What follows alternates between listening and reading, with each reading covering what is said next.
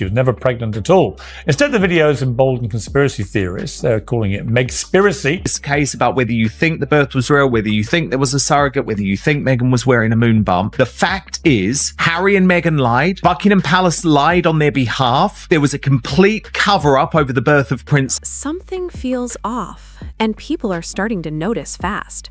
Piers Morgan isn't just making noise anymore. The volume is rising, and now whispers from inside the palace are slipping out. Why are insiders quietly agreeing with parts of what he's been saying? And why is this suddenly turning into a conversation on both sides of the Atlantic at the exact same time? Behind Buckingham Palace doors, something is unfolding, quiet, controlled, almost too careful. No dramatic statements, no public chaos, just a steady, calculated silence that feels intentional. But here's the twist no one expected. The focus isn't landing on Prince Harry or Meghan Markle this time. So who is it really about? Princess Lilibet Diana had been christened. Why would they use a title for their children that represents an institution they loathe so? Harry and Meghan need to do is prove to us that she popped those babies out. If they don't, it is unfair on the children. It's also unfair on the royal family because it puts the royal family in a very invidious position because the royal family, there are certain things they can and can't do by law, and Meghan and Harry know that. Reports suggest the attention is shifting toward Archie and Lilibet, their records, their titles, and their exact place in the royal line. That alone has people asking questions, but then it gets deeper. Claims are now circling about missing paperwork, unsigned documents, and confusion tied to official records. How does something like that even happen in a system known for precision? And then comes another layer, talk of a christening without a formal church record attached. That detail alone is enough to raise eyebrows because royal traditions rarely leave gaps like that. So why does this situation feel different? Harry and Meghan have never provided any evidence for that highly incendiary claim. It's not like they haven't had the chance to. After all, behind the scenes, the pressure is reportedly building, especially at their Montecito home. If even a fraction of this turns out to be important, it could trigger a much bigger conversation than anyone saw coming. And right at the center of it all, one question keeps coming back, louder every time. Piers Morgan has been asking it for months, and no one seems eager to answer. If Harry and Meghan still use their Sussex titles in business and branding, while also presenting independence from the royal institution, how do those two worlds actually coexist without conflict? Things are picking up speed now, and every new detail is hitting harder than the last. The story isn't slowing down, it's stacking, twisting, evolving in real time. So what's really happening behind all this noise? That's the question everyone keeps circling back to, and Piers Morgan is not easing up for a second. He's going straight at it, calling the situation out as major hypocrisy. In his view, these royal titles aren't just symbolic, they're active, visible, and everywhere. Every appearance, every deal, every brand move, Duke and Duchess of Sussex stays front and center. So is it still just identity, or has it become something bigger? about 6 hours of self-indulgent bilge on Netflix, trashing Britain and the press for its racism. This crisis won't die down until the irrefutable truth comes out. Because now it's starting to look less like tradition and more like strategy. The titles aren't sitting quietly in the background, they're being presented like a global brand. And just as that idea starts to settle in, the focus shifts again. Attention is now moving toward the next generation, Archie and Lilibet. As they're introduced more publicly, the spotlight grows stronger, and with it comes more curiosity, more scrutiny, and more value tied to their names. That shift alone changes the tone of everything. Everything that Meghan is doing in her pursuit to become a lifestyle billionaire goes completely against the agreement that she made with Prince Harry not to exploit their children for commercial gain. Harry and Meghan playing games that resulted in people unnecessarily questioning things. Every toxicity thing is result of them. Why bring them forward now? And what does it signal? Piers didn't hold back on that either. He framed it bluntly, not as status, but as money. That one angle sparked strong reactions instantly, because now the conversation isn't just about Harry and Meghan anymore. It's expanding into what these titles could mean for their children moving forward, and suddenly the stakes feel a lot higher. Then comes a moment that still echoes through all of this, the Oprah interview. It reshaped public perception overnight. During that conversation, Meghan said Archie hadn't been given a royal title, raising concerns that added a deeply emotional layer to the situation. That claim spread fast, and it stuck. Piers Morgan challenged that version immediately, pointing to long-standing royal roles, especially the framework set during King George V's time, outlining how and when titles are given. So now the question hangs in the air, unresolved and louder than ever. Was that moment misunderstood, or is there more to the story that still hasn't come out? Now they want to give their kids the titles of prince and princess, even though they don't live anywhere near the royal family. They don't do any duties. They do nothing to deserve it. They live in a mansion in Montecito in California and use their own royal titles to make loads of money. Also, let's remember that Meghan was hale and hearty at 8 months pregnant, having not gained a pound, having not shown, no, that's Spartan head. Is that the photograph where Archie does the deep dive between her legs? What if the story everyone heard wasn't the full picture? Now the debate is roaring back, louder and sharper, because everything ties into how these royal titles are being used today and what they're really worth moving forward. And right here is where the facts start cutting through the noise and shifting the entire narrative. Under long-standing royal rules, great-grandchildren of a monarch don't automatically receive prince or princess titles. That's not personal, it's protocol. And in Archie's case, the timing simply didn't line up yet under that system. That detail alone challenges how the situation was understood publicly. So was it confusion or something else? Piers Morgan has been blunt about it, openly disputing the claim and saying it reached millions while the royal family stayed silent. Now that same moment is back under a microscope and the tension is rising again. Reports suggest this is exactly why the palace is taking a closer look, reviewing everything tied to these titles from the ground up. Either Archie or Lily, and it needs to happen. They need to prove that those children, Meghan and Harry, are not entitled to privacy in this matter. And their privacy is trumped by our right to know that no bastard is going to sit on the throne of this country. When something this big goes global, especially involving children and royal status, every detail matters. That means documents, timelines, official records, all of it is being looked at carefully. And according to ongoing reports, some of what's being examined is raising serious questions in certain circles. So what are they seeing that's causing this much attention? And now things take another turn. Piers Morgan isn't the only voice anymore. Reports from the United States are starting to echo the same concerns royal watchers have been raising for weeks. Even more surprising, there are claims that Prince William could be considering changes around royal titles, and not just limited to Harry and Meghan. If that's true, this situation expands fast, because now Archie and Lilibet could be part of that same conversation too. All 4 names pulled into one growing debate. Sources suggest this isn't just talk. It could actually happen depending on how everything unfolds. So the question is, how far could this really go? Apparently, they invited all the royals to Lilibet's christening, but they all declined to come, as if they're all going to get on a plane and fly to California to embrace the people who've been trashing them for the last 3 years. But it looks like from the jungle drums, they have been invited. A lot of the royal watchers were complaining that they felt like her posts on social media where she barely shows the kids is almost taunting the king, who doesn't know these children, and how unfair this. Now the story takes a sharper turn, because this isn't just about headlines anymore. Piers Morgan keeps pulling from past royal history to show this kind of tension has happened before. Pressure, scrutiny, divided public opinion. But this time, something feels different. And it all comes down to one uncomfortable question. What are these titles really being used for? He's not holding back either. He argues the line between royal duty and public image is starting to blur, and that gap is getting harder to ignore. According to him, the momentum around Harry and Meghan may be shifting, while the contrast between their branding and royal ties is becoming more visible. So is this still about legacy or something else entirely? That contrast, he says, is what's catching attention behind palace walls. He points to changing media coverage, evolving partnerships, and what he sees as a stronger reliance on royal identity in public life. From that angle, this isn't personal drama, it's structural, a bigger question about how the system works and where boundaries should be set. Yeah, nobody set out to destroy you. You destroyed yourselves in this country with your ludicrous, hypocritical behaviour. The truth be told, what she just said is complete and utter garbage by the British media, the public, and the royal family that they've all now abandoned. The whole thing has been a scandal, not only in terms of Meghan Markle's destructive behaviour, but in terms of the remiss and negligent behaviour until recently of the mainstream media. 100%. 100%. And here's where it widens even more. Reports suggest any future decisions about titles might not stop with just Harry and Meghan. Other names, like Princess Beatrice and Princess Eugenie, have been mentioned in broader discussions, hinting at a possible push for consistency across the entire royal family. If that happens, this becomes much bigger than one story. Piers keeps repeating one core idea. Simple, but sharp. If someone isn't actively working within the royal system, should they keep an official title?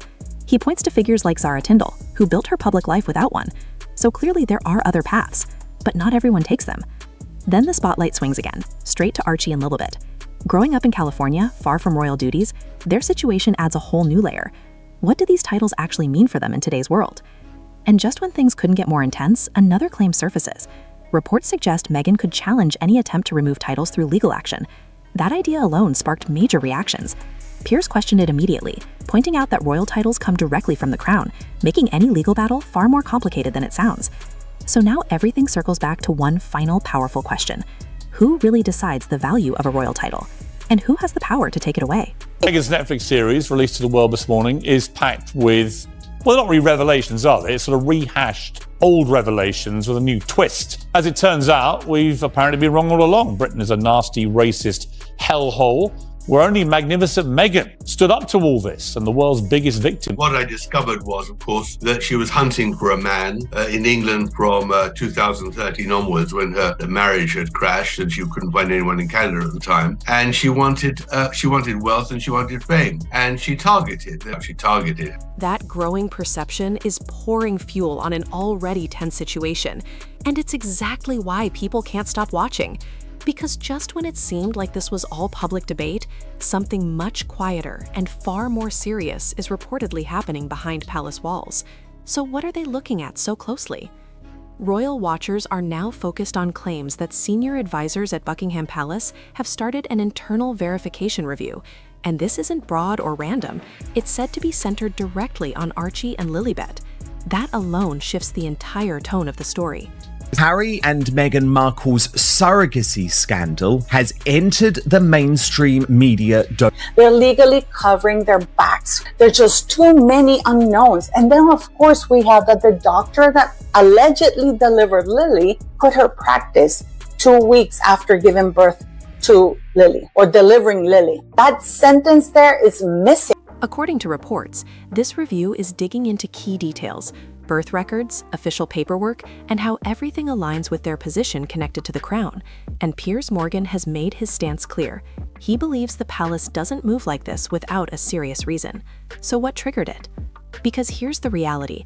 Public criticism is one thing, but uncertainty around lineage and official records, that's treated very differently. These aren't small issues. They go straight to the core of how the system is built. And now, reports suggest those concerns have reached a point where they can't just be ignored anymore. They decide, okay, well, we have to come out and show the baby in some way, but we're not coming out to the street. With the filthy masses are not going to have anything to do with our kid. So then they show up and there's Meghan in her white dress with Harry, and he's holding this completely still baby. One detail pulling major attention involves Archie's birth certificate. As a legal document tied to the line of succession, it's expected to remain precise and consistent. But reports claim changes were made after it was first issued, and that's where eyebrows start rising. It's been said that Meghan's full legal name was adjusted, replaced by her royal title instead. The document reportedly listed Her Royal Highness the Duchess of Sussex without a first or last name. That single detail has become a huge talking point, because in a system built on accuracy, even small edits can raise big questions. It just really kind of boggles the mind. I mean, just for titles, for example. So when Archie was first born, they said they didn't want him to have a title. He was going to be a private citizen. I was like, bravo, you understand. He's not going to be a working member of the royal family. He is going to have to live a normal life, get a normal job. That is fantastic.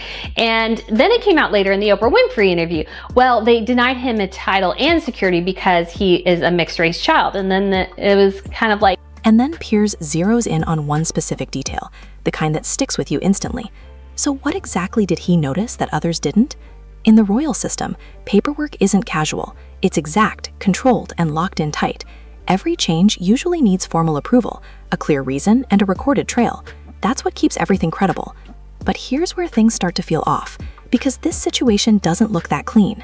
And the two main feeders of the rumours, according to Lady C's book, Meghan was too big for, well, I suppose her first baby, and also too big for the fact of only having one child. And she seemed to be too big at the wrong time. When questions came up about the reported changes, the explanations didn't line up at all.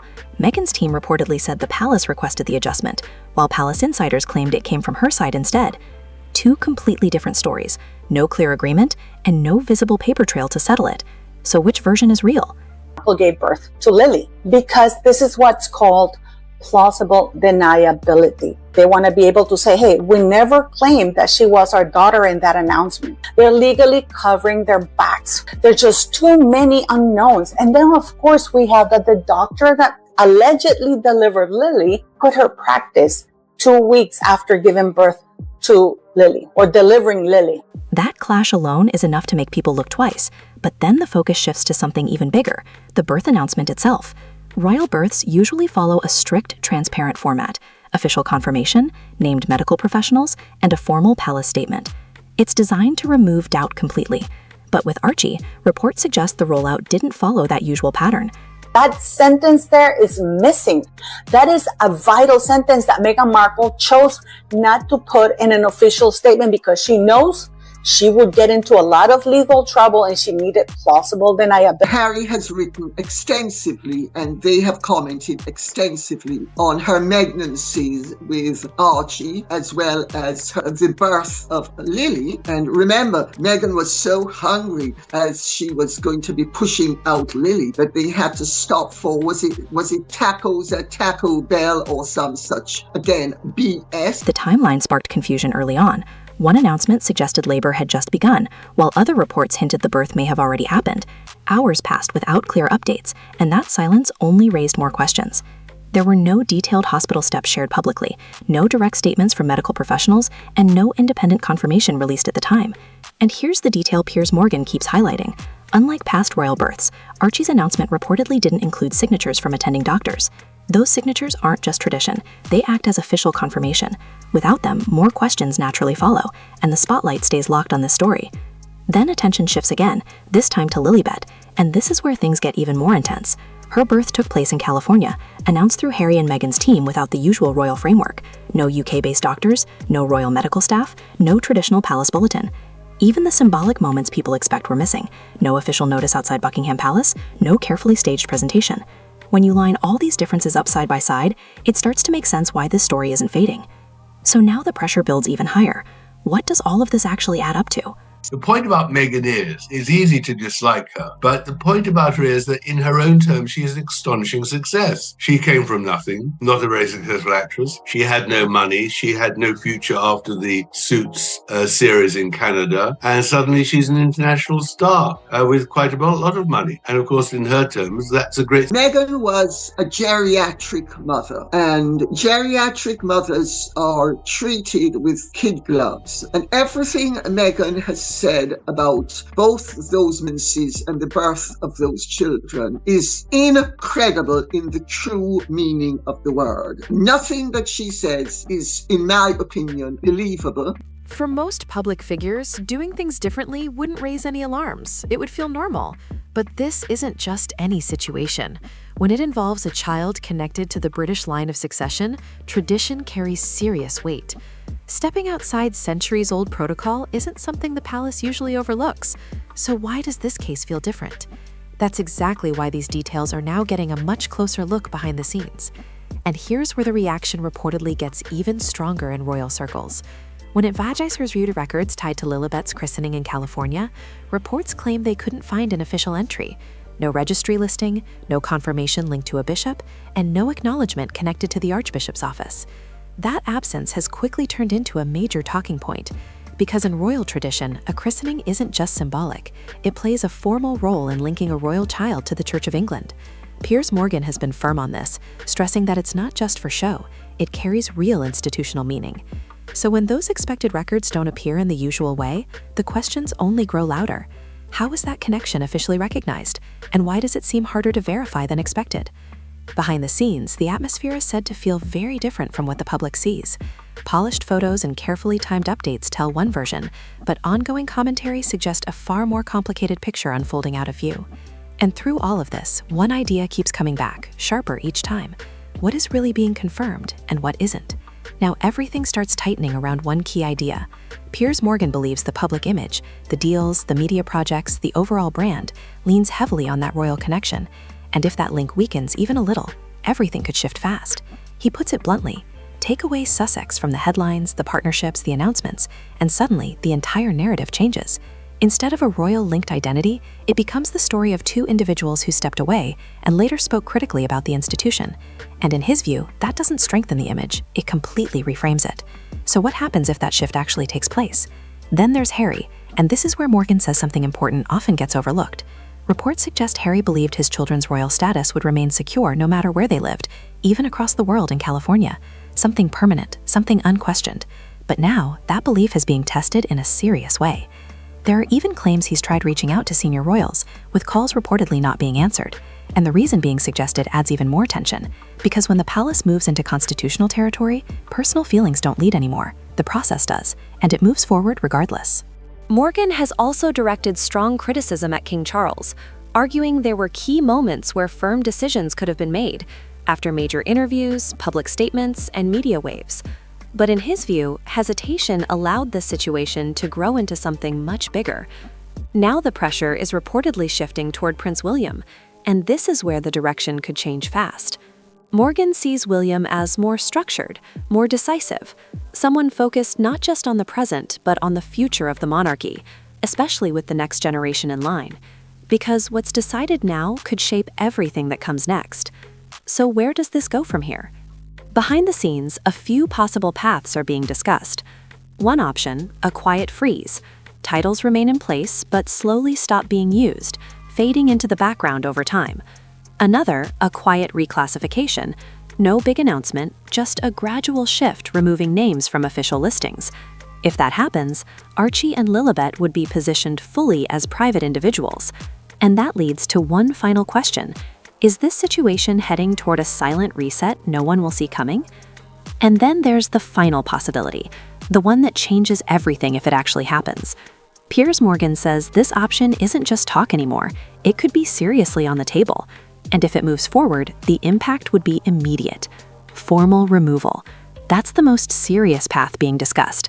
If any internal review can't confirm that royal birth protocols and lineage standards were followed in a way the institution recognizes, the Crown has the authority to act. No public chaos, no drawn-out back and forth, just a direct decision made to protect the structure of the monarchy. And that's the part carrying real weight. Because at its core, the system is built to protect itself above everything else. Piers Morgan has stayed consistent on this, but now the message is hitting harder than ever. The idea is simple. The Crown endures. Individuals may come and go, but the institution remains. He also points to something that's hard to ignore. In recent years, Harry and Meghan's public image has been closely tied to their royal connection, the titles, the legacy, the history, but the authority behind those titles still sits with the monarchy itself. And if that authority shifts, everything built around it could shift just as fast. From that perspective, it would only take one formal move from the top to reset how those titles are recognized overnight. If that moment comes, it wouldn't be subtle. It would be impossible to miss. So now it all comes down to one question that people can't stop debating. Does the palace address this publicly or handle it quietly behind closed doors? Either way, this story isn't slowing down. It's still unfolding in real time. And the real question is, what does this situation say about how tradition and change collide in the modern monarchy?